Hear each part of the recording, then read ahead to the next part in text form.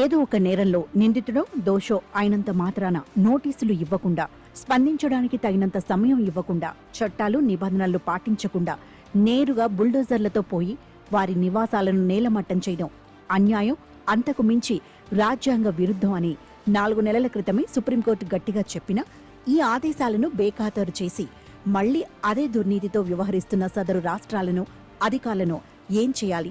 కూల్చివేతల విషయంలో కాస్తంత మానవీయంగా ఉండండి అని సుప్రీంకోర్టు సోమవారం మళ్లీ చెప్పింది. ఇలా పలుమార్లు చెప్పాల్సి వస్తుండడం న్యాయస్థానానికి ఆగ్రహము, అసహనము కలిగించవచ్చును. కానీ ఒక వర్గం మీద ప్రత్యేకంగా కక్ష తీర్చుకోవడానికి, మరో వర్గం ఓట్లు పెంచుకోవడానికి కూల్చివేతలను ఒక విధానంగా అమలు చేస్తున్న పాలకులకు సుప్రీం చివాట్లు అవమానం కలిగించవు. నిబంధనలకు వ్యతిరేకంగా చేపట్టిన నిర్మాణాలను నాశనం చేయాల్సిన సందర్భంలోనూ పద్ధతులు పాటించాల్సిందేనని న్యాయస్థానం అంటోంది. కానీ ఈ బుల్డోజర్ న్యాయంలో జరుగుతోన్నదల్లా ముందుగా ఇళ్లను కూల్చివేయడం, ఆ తర్వాత వాటిని అక్రమ కట్టడాలని, దురాక్రమణలని ముద్రవేయటం. బుల్డోజర్ బాబాగా ప్రసిద్ధి చెందిన యోగి ఆదిత్యనాథ్ ఏలుబడిలోని ఉత్తరప్రదేశ్ ఈ విషయంలో ఆయన పార్టీకి చెందిన మిగతా పాలకులకు మార్గదర్శి కూడా. మిగతా ఘనకార్యాలను పక్కన పెడితే 2021లో ప్రయాగ్రాజ్లో యూపీ పోలీసులు అతీక్ అహ్మద్ అనే గ్యాంగ్స్టర్ పొలిటీషియన్ను ఎన్కౌంటర్ చేశారు. అతడికి చెందినవేనంటూ కొన్ని ఇళ్లు, వాకిళ్లను కూడా అధికారులు కూల్చివేశారు. అలా కూల్చివేసినవి గ్యాంగ్స్టర్వి కావు, మావి అని 2 వితంతువులతో సహా కొందరు అలహాబాద్ హైకోర్టును ఆశ్రయించారు. అక్కడ కేసు పోవడంతో వారంతా సుప్రీంకోర్టుకు వచ్చారు. ముందు రోజు రాత్రి నోటీసులు ఇచ్చి మర్నాడు ఉదయాన్నే కూల్చివేయడంలో వీసమెత్తు న్యాయమైనా ఉందా అని ద్విసభ్య ధర్మాసనం అటార్నీ జనరల్ను ప్రశ్నించింది. జవాబు చెప్పుకోవడానికి కూడా గడువు ఇవ్వకుండా ఇంత నిర్దయంగా ఇళ్లను కూల్చివేస్తుంటే సహించం, భరించం అంటూ ఆగ్రహించింది. ఇక బీజేపీ ఏలుబడిలో ఉన్న మరో రాష్ట్రం మహారాష్ట్రలో అమలైన బుల్డోజర్ న్యాయం మరీ విచిత్రమైంది.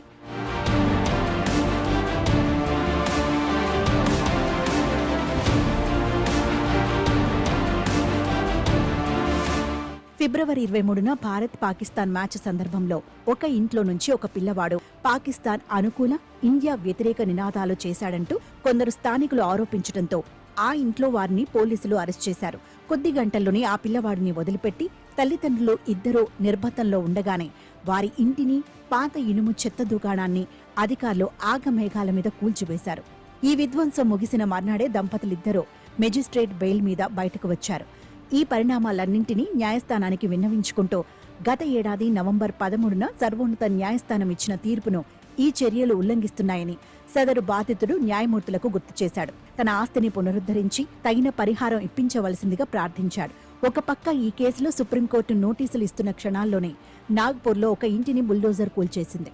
మార్చి 17న జరిగిన మత హింసకు కారకుడన్న ఆరోపణలు ఎదుర్కొంటున్న వ్యక్తి ఇంటిని మున్సిపల్ అధికారులు మార్చి 20న అక్రమ నిర్మాణమని ప్రకటించి 24న కూల్చేశారు.